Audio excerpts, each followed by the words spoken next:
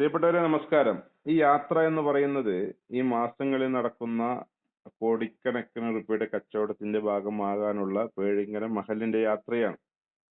അത് പാലക്കാടൊന്നും ലഭിക്കാതെ അവസാനം ഞങ്ങൾ എത്തിച്ചേർന്നത് തമിഴ്നാടാണ്. കിട്ടിയാൽ കെട്ടാൻ കയറുമായി പ്രസിഡന്റ് മുന്നിൽ നടക്കുന്നുണ്ട്.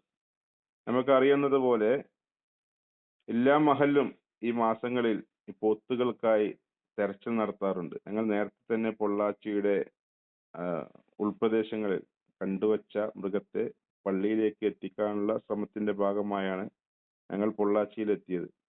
ബലിമൃഗത്തിന്റെ ഒരു പ്രത്യേകത എന്ന് പറയുമ്പോൾ അത് പോത്തുകളോ അല്ലെങ്കിൽ മൂരികളോ ആണെങ്കിൽ 2 വയസ്സ് പൂർത്തിയാക്കണം, യാതൊരുവിധ ന്യൂനതകളും പാടില്ല എന്നെല്ലാം നിബന്ധനകളുണ്ട്. ആ നിബന്ധനകളെല്ലാം പാലിച്ചുകൊണ്ട് തന്നെയാണ് ഞങ്ങളും അതിനെ ഉറപ്പുവരുത്തിയത്.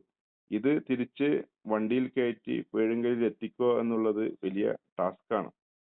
അതിനെക്കുറിച്ച് ആലോചിച്ച് ഇങ്ങനെ വലിയ രീതിയിൽ കാരണം വർഷം തോറും ഇത് കൈകാര്യം ചെയ്യുന്നത് കൊണ്ട് വലിയ പണിയായിട്ട് അത് തോന്നിയിട്ടില്ല.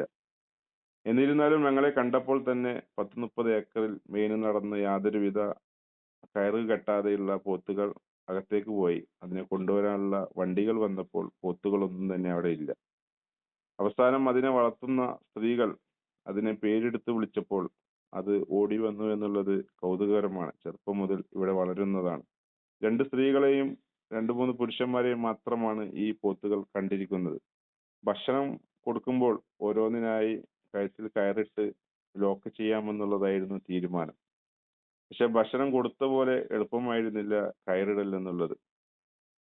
അങ്ങനെ നമ്മൾ 4 മണിക്ക് അവിടെ എത്തിയ ഞങ്ങൾ ഈ 8 ഉരുക്കളെ കൊണ്ടുവരാൻ തിരിച്ച് പേഴുങ്കലിൽ എത്തുമ്പോൾ രാത്രി 2 മണി ആയി എന്ന് പറയുമ്പോൾ അതിന്റെ പ്രയാസം എത്രത്തോളം ഉണ്ടായിരുന്നു എന്നുള്ളത് നിങ്ങൾക്ക് ഊഹിക്കാവുന്നതേ ഉള്ളൂ. എന്നിരുന്നാലും ബലിപെരുന്നാൾ ദിവസത്തിൽ എല്ലാ മഹലിലും സുഭിക്ഷമായി ഭക്ഷണം കഴിക്കുമെന്നുള്ളത് ഉറപ്പുവരുത്താൻ ഈ ബലിപെരുന്നാളിന് സാധിക്കുന്നുണ്ട്.